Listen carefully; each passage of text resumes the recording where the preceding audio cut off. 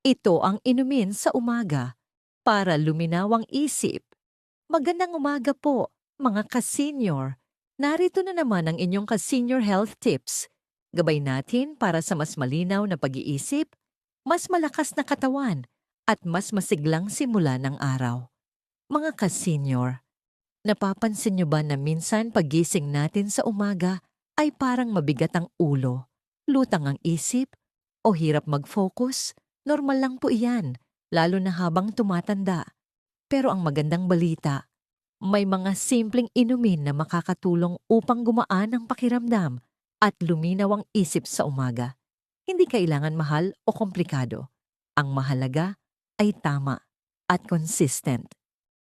Una, maligamgam na tubig. Ito ang pinakasimple pero pinakaimportanteng inumin sa umaga. Habang natutulog tayo, nawawalan ng tubig ang ating katawan. Kaya pagising natin, medyo dehydrated tayo. At ito ang dahilan kung bakit mabigat ang ulo o parang lutang ang pakiramdam. Ang pag-inom ng isang baso ng maligamgam na tubig pagkagising ay nakakatulong upang ma-activate ang katawan, mapabuti ang circulation at magising ang utak.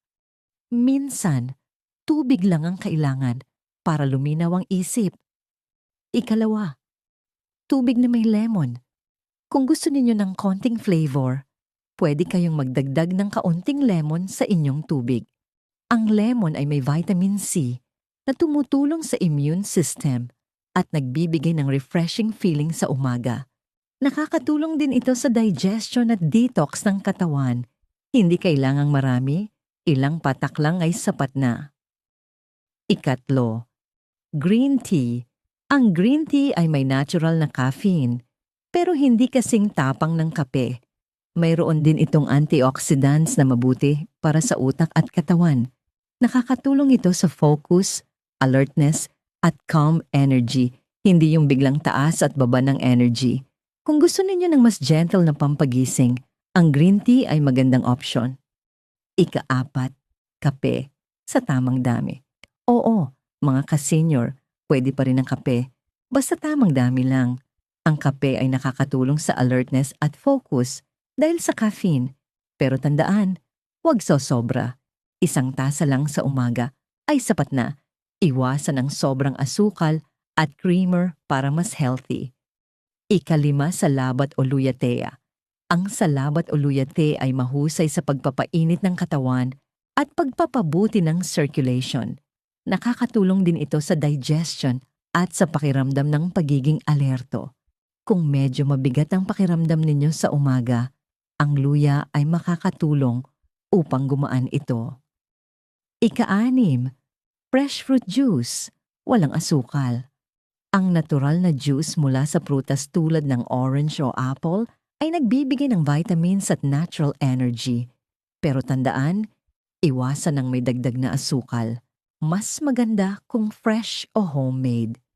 Mga ka-senior, tandaan, ang tamang inumin sa umaga ay nakakatulong sa brain function, focus, at overall energy ng buong araw.